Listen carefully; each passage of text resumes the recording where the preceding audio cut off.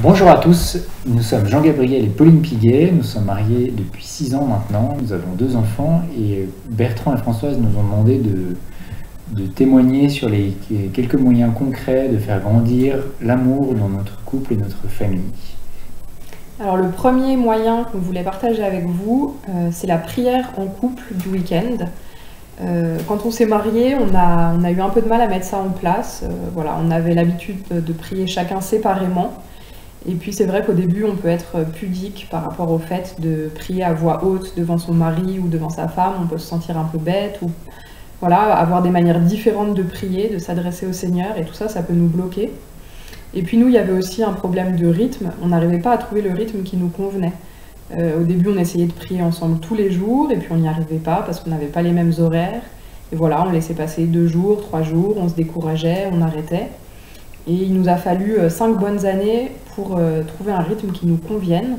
Alors maintenant, on a choisi de faire ça une fois par semaine le week-end, et du coup de prendre un temps plus long. On prend 40-45 minutes pour un vrai temps de prière à 2. Alors concrètement, qu'est-ce qu'on fait dans ce temps de prière? Il y a 2 moments principaux. Un temps d'action de grâce où on peut remercier le Seigneur et également un temps de prière de demande. Alors qu'est-ce que ça nous apporte? Eh bien, l'action de grâce, ça nous permet de voir ce qu'il y a eu de bon dans la semaine et de le partager entre nous. Parfois, il y a des choses qu'on a vécues heureuses qu'on n'a même pas eu le temps de se dire dans la semaine, donc c'est tout simplement le moment de faire ça. Puis c'est aussi un moyen d'apprendre à connaître l'autre, de ce qui compte vraiment pour lui et ce qui le réjouit profondément. Bien sûr, c'est aussi un moyen de se rendre compte de à quel point le Seigneur agit dans nos vies. Et puis en ce qui concerne la prière de demande, ça nous permet de reconnaître qu'on a des préoccupations et de les confier au Seigneur, vraiment de les mettre toutes à ses pieds, de les porter ensemble et de changer du coup des choses qui nous pèsent, qui sont vraiment des pures préoccupations en lieu d'espérance, à 2. Le deuxième moyen pour faire grandir l'amour dans notre couple et dans notre famille, c'est de cultiver le sens de la fête. Alors bien sûr, il y a toutes les fêtes habituelles et prévues, les anniversaires, Noël, Pâques.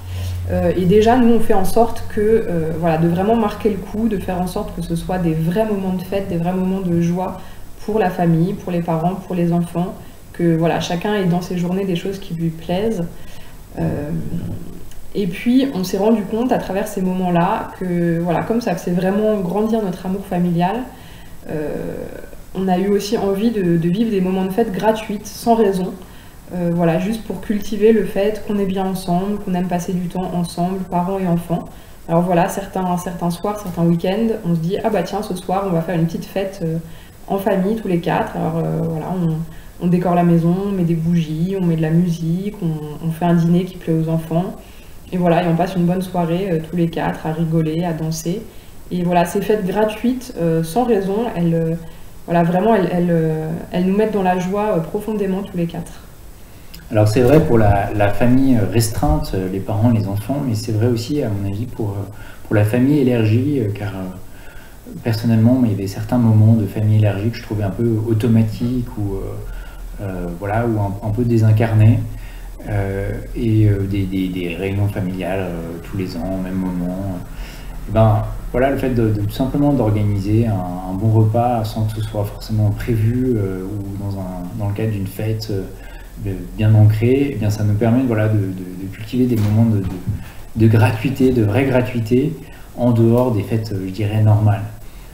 Alors par ailleurs, nous on a trouvé un truc aussi qui nous a beaucoup réjouis quand on fait ces petites fêtes, c'est que chacun doit se souvenir et dire ce qu'un autre dans la famille a fait pour lui dans la semaine ou dans les mois qui a précédé. Donc l'idée c'est vraiment que je dis à quelqu'un, tu as fait quelque chose pour moi cette semaine et ça m'a vraiment réjoui, et voilà pourquoi ça m'a réjoui, voilà pourquoi ça m'a touché. Tout d'un coup on se rend compte que des petites choses qu'on croyait anodines, qu'on a fait pour l'autre, sont en fait très importantes pour lui, ou alors inversement, que des choses qu'on croyait très importantes sont passées inaperçues. Et ce petit exercice de gratitude, c'est un bon moyen aussi de remettre la famille de bonne humeur. Voilà, quand il y a une petite baisse de régime, quand la journée se passe pas comme on l'avait prévu, nous on fait ce petit exercice tout bête de se dire merci les uns aux autres, et voilà, ça nous permet de nous émerveiller devant ce qu'on s'apporte et de retrouver la joie. Et puis le troisième moyen qui fait vraiment grandir l'amour dans notre couple, c'est ce que les équipes Notre-Dame appellent le devoir de s'asseoir.